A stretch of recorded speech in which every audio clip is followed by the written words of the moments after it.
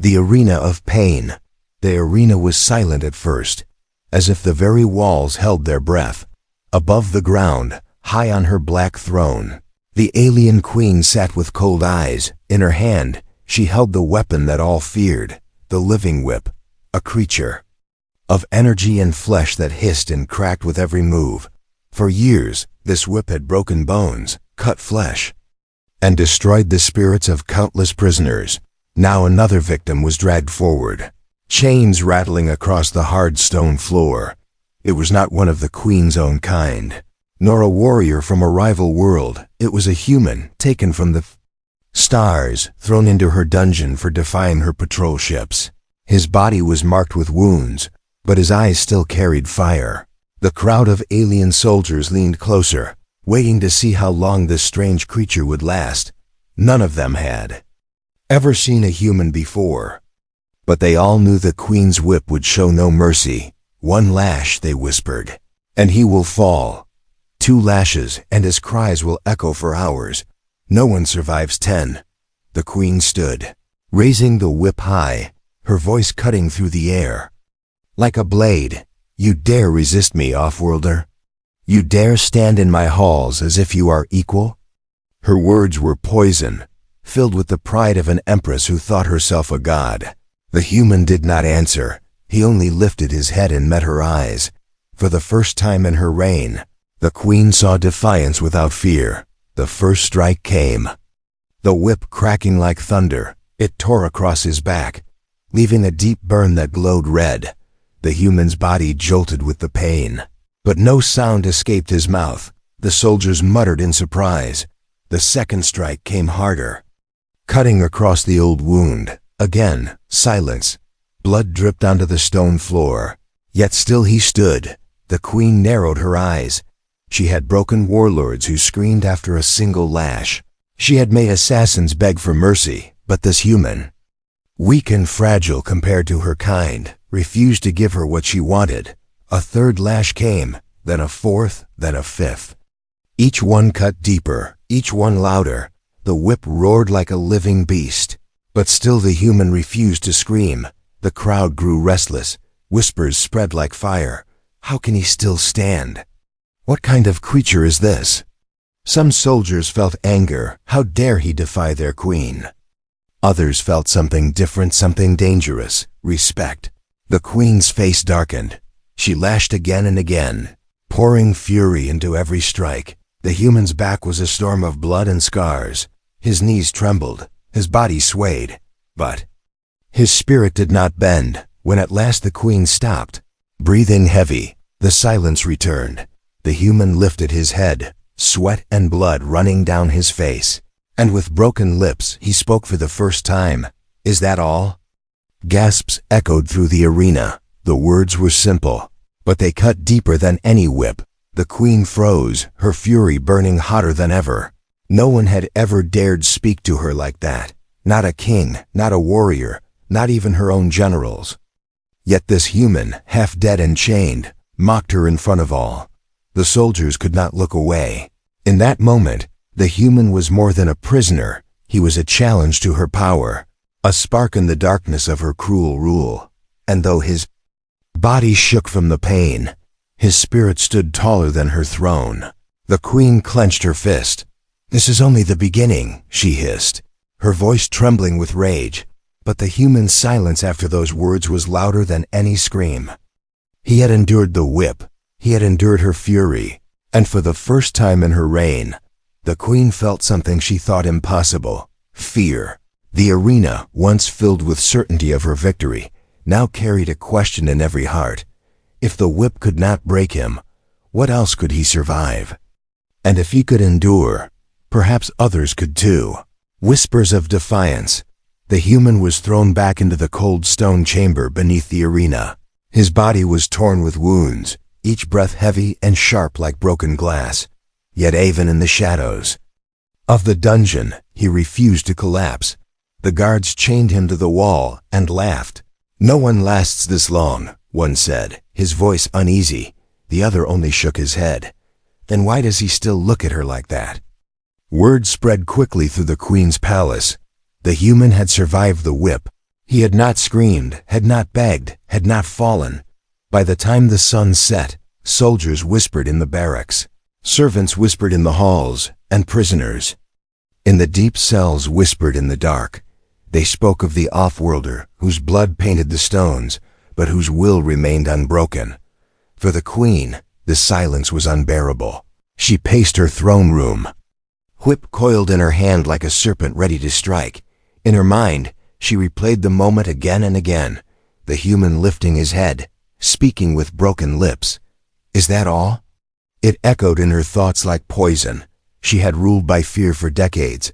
No one had ever dared mock her power. Why him? Why now? The next morning, the human was dragged once again to the arena. The queen wanted to break him in front of all. But when she raised the whip, the human simply stared. His eyes were tired, his body weak, but there was something inside him no lash could touch. The queen hesitated for the smallest of moments. That hesitation did not go unseen. Among the prisoners forced to watch, something stirred.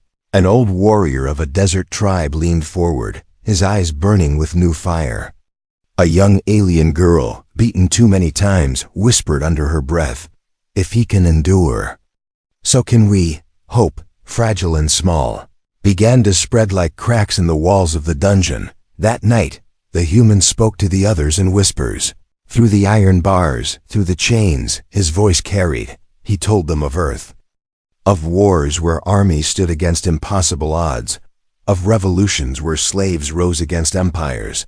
He spoke of people who bled, suffered, and still stood tall. Pain is not the end, he whispered. Pain can be endured, and endurance becomes strength. The captives listened, hungry not for food, but for the spark inside his words. For years they had known only fear. Now they began to imagine something else: resistance. Some wept silently, not from sadness, but from remembering what courage felt like. Even the guards began to notice. They whispered among themselves when no one was watching. "He should be dead," one muttered. "He should be broken," said another, but instead, the human's presence made the palace restless. It was as if his endurance was a crack spreading through the queen's armor of fear. The queen grew furious. She ordered more punishments, longer trials, harder beasts released. Into the arena, each time the human staggered, fell, bled, but he always rose again. The crowd no longer watched for his defeat. They watched to see how he survived. And every survival made the queen's throne feel less steady. One night, when the guards thought him too weak to move, the human leaned toward the prisoner beside him. "Listen," he whispered, his voice hoarse but strong. "She fears me, but not because of what I am. She fears what I awaken in you. Your chains hold your bodies, but her fear proves your spirit is not broken." The prisoner nodded slowly, eyes wide with a light that had been dead for years. The whispers grew bolder. Prisoners began to share stories of their own people, stories of lost battles, fallen kingdoms, and dreams of freedom. The human had lit a flame, and it spread through the darkness of the dungeons. The queen did not know it yet, but with every lash she gave, with every trial she ordered, she was no longer breaking her enemies, she was forging them. And at the center of it all stood the human, the man who endured pain so others could remember how to fight. The whispers of defiance echoed in every cell, in every corner of the palace, and in the silence of the night, the queen's empire trembled. Not from swords, not from fire, but from hope. And hope, once born, was harder to kill than any human. The queen's challenge. The queen sat on her black throne, her claws tapping the armrest as the whispers in her palace grew louder each day. Everywhere she walked, she felt eyes on her eyes, not of fear, but of doubt. It was the human, always the human. His silence had struck her harder than any weapon. And now his words, carried in secret between prisoners, threatened to poison her rule. She could not allow it. The whip had failed. Pain had failed. So she decided on something far crueler. If the human would not break under punishment, she would pit him against the impossible. She would make his defiance into a spectacle, so that when he finally died, his legend would die with him. The next day, The guards dragged the human into the arena once more. The crowd filled the stands more than ever before. Even nobles came from across the empire to watch, curious to see the creature who endured what none could endure. The queen rose and her voice thundered across the hall.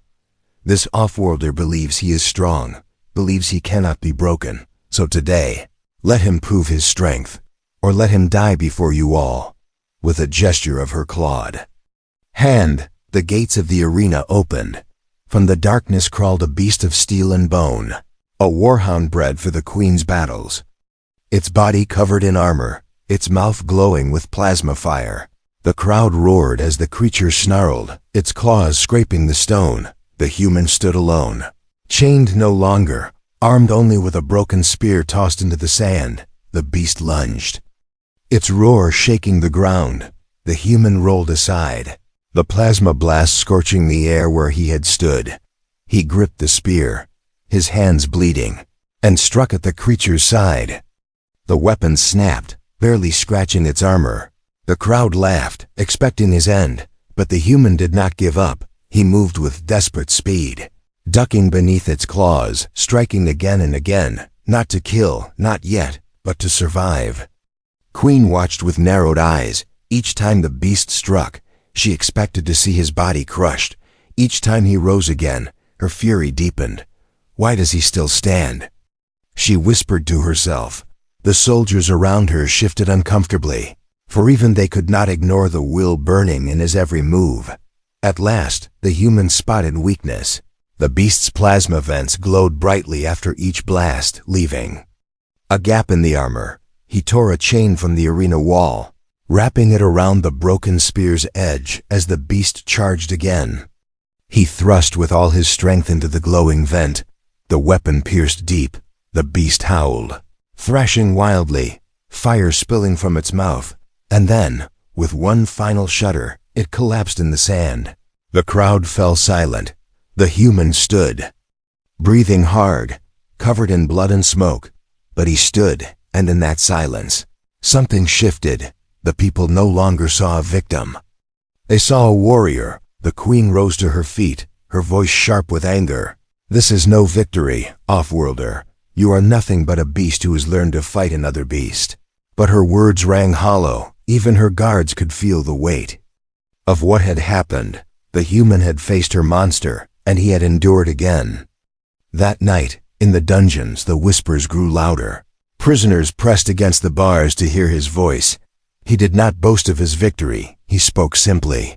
I survived because I refused to fall. The beast was strong, but strength is not enough. Will is stronger than claws. Will is stronger than fire. His words spread like wildfire. Every prisoner repeated them. Every servant carried them. Even some soldiers began to wonder if he spoke the truth. The queen, restless and furious, ordered more challenges. Each one harsher, each one deadlier. Yet each time the human survived, and each time, more eyes turned to him not as a prisoner, but as a leader. By the end of that week, the queen realized something terrible. She had meant to break him. Instead, she had given him a stage. Her arena, her trials, her fury, they had made the human into a symbol. And symbols were harder to kill than flesh. The queen clenched her claws, whispering to the shadows of her throne room, if pain cannot break him, then I will burn the hope he creates. But even as she spoke, the echo of the crowd's silence haunted her. The silence of awe, the silence of belief, the silence that told her empire one truth. The human endured, and endurance was the beginning of rebellion.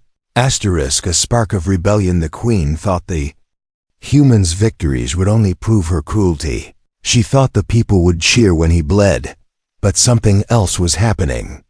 With every trial, every lash, every beast defeated, the silence in her empire grew heavier. It was no longer the silence of fear. It was the silence of watching, the silence of waiting, the silence before a storm. In the dungeons, the prisoners leaned closer to the human each night. His wounds were many, yet his voice was steady. He told them more stories of his world, stories of men and women who had fought against kings, against empires, against odds that no one believed possible. He spoke of freedom as if it was not a dream but a promise. Your chains hold your body, he whispered, but not your will. If you choose to endure, you are already free in spirit. The captives listened, hungry for every word. A warrior from the frozen north tightened his fists. A young mother from a conquered tribe whispered courage to her child. Even the oldest prisoner, who had not spoken in years, raised his head to listen. Hope was no longer a whisper, it was becoming a fire. The guards noticed it first. When they struck a prisoner, others no longer cowered. When they shouted, the captives met their eyes. It was small, but it was change, and it scared them. For fear had always been the queen's greatest weapon. If fear was lost, what power remained? The queen too felt the shift. She ordered the human beaten, not with whips but with silence. Days in chains without trials, days in darkness. She thought if she starved him of attention, his legend would fade. But the opposite happened. Without the arena, the whispers grew stronger. The prisoners carried his words like sacred fire. Each one retold the story of how he stood, how he endured, how he looked into the queen's eyes and did not break. His silence became louder than her roar. Then came the moment that changed everything. One night, the human was dragged from his cell by guards. They brought him past rows of prisoners, and though he was weak, though his body trembled, he lifted his head. He did not speak, but he looked at them. One look was enough. Dozens of eyes, lit with fire. A spark ran through the dungeons. A spark too small for the queen to see, but too strong for her to stop. In the shadows of the cells, the captives began to plan. Chains could be broken, stones could be shifted. The queen's guards were strong, but they were not united. Some of them already questioned why the human had survived so long. Some even carried whispers of their own. What if he cannot be broken? They muttered, what if he is proof she is not all-powerful? That doubt was dangerous, for doubt, like hope, spreads quickly. The human, though trapped, knew it was happening. He could feel it in the way prisoners held themselves taller. He could hear it in the way they spoke to each other. He had seen it before on Earth, in revolutions, in wars of liberation. The spark had been lit, and sparks, if not crushed, would grow into flames. The queen sensed it too, though she did not yet understand. Her palace halls echoed with whispers she could not silence. Her throne felt heavier, her crown colder. Every time she closed her eyes, she saw the human's face, bloodied, broken, yet standing, unyielding, defiant. So she summoned her council. We will end this, she hissed, her voice sharp with fury. He is not a warrior, he is not a king. He is only a man, and yet he dares to stand against me. If he becomes a symbol, then I will burn the symbol before it spreads. But even as she spoke, the first sparks of rebellion had already begun.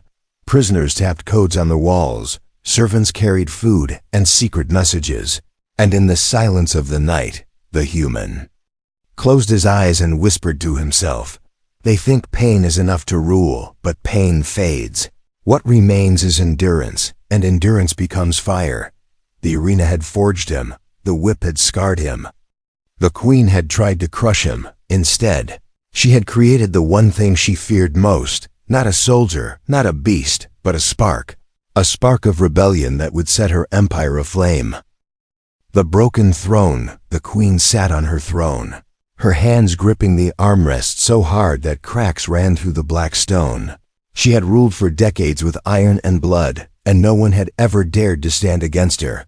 But now, in every hall, in every whisper, in every silent glance of her soldiers, she felt a doubt. And the doubt was born from one creature, a fragile human who should have been broken long ago. She summoned her captains, their armor gleaming, their eyes lowered. Tell me, she demanded, her voice echoing across the chamber, why does he still breathe? Why does he still stand? Why do my people speak his name in silence? None dared answer, because they knew the truth. The human's endurance had become more powerful than her whip. The queen rose and paced, her whip slithering across the floor. He is nothing, she spat. a beast from a forgotten world, and yet he mocks me with every scar he carries. Every time he survives, it is as if my throne cracks beneath me."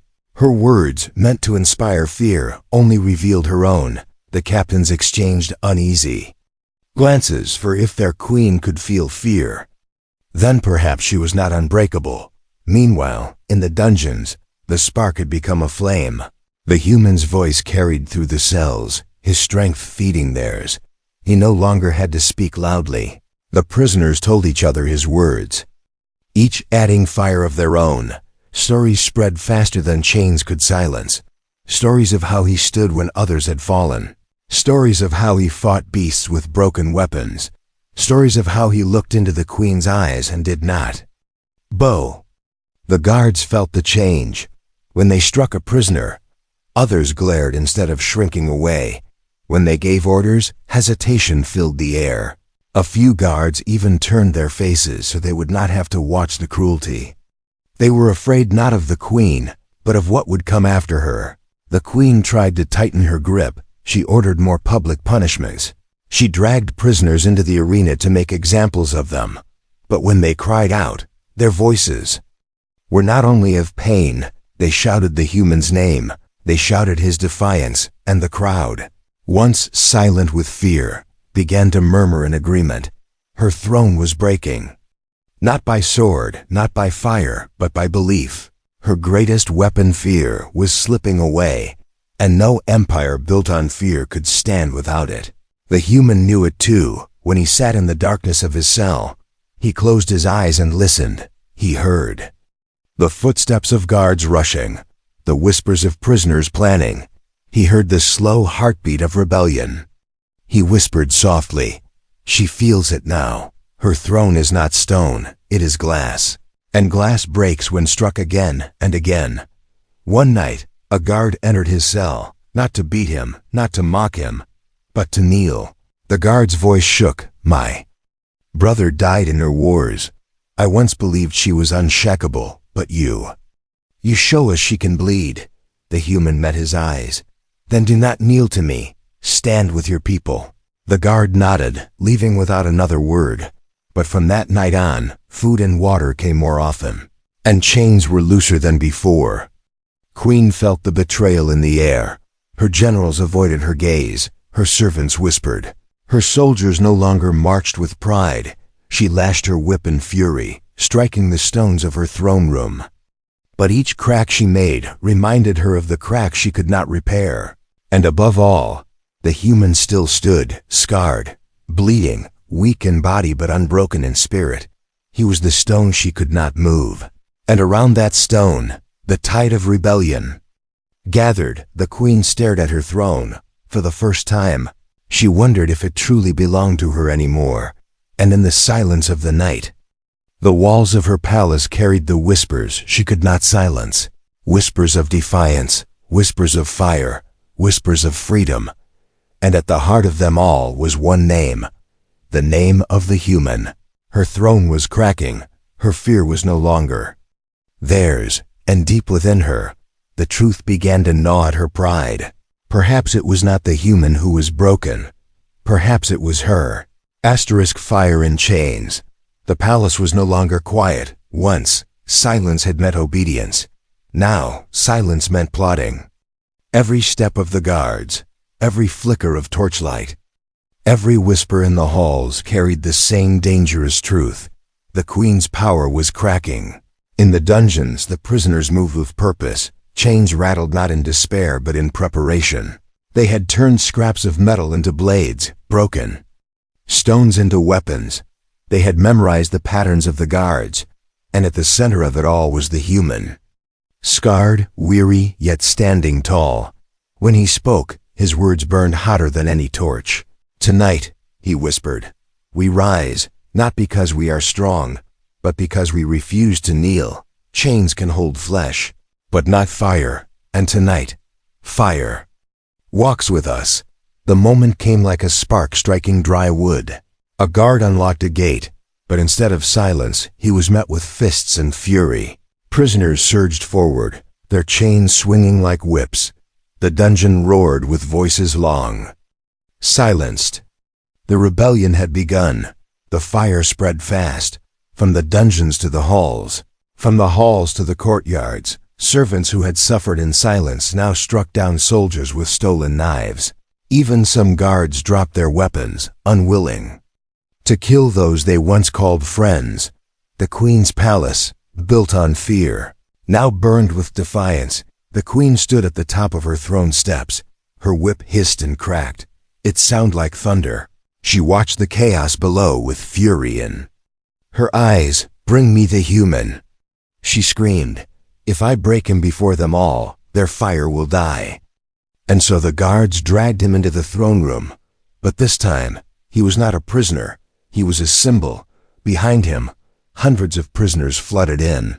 Chains rattled like war drums, their voices shaking the walls. The queen cracked her whip, the sound silencing all for a moment.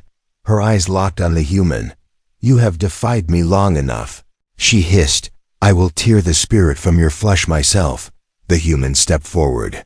Blood still wet on his back. He held no sword, no shield, only the broken chain wrapped around his arm. And yet, his stance was unshaken. "You cannot break what has already endured," he said simply. The duel began. The queen struck first, her whip lashing out like lightning. It wrapped around his arm, burning his flesh. But instead of falling, he pulled, dragging her closer. She struck again, the whip tearing his shoulder. He stumbled, but he did not fall. Every lash cut him. Every strike tore deeper. But with each wound, his resolve grew brighter. The crowd of rebels shouted his name, their voices rising above the crack of the whip. The queen's fury grew, her strikes faster, sharper, desperate.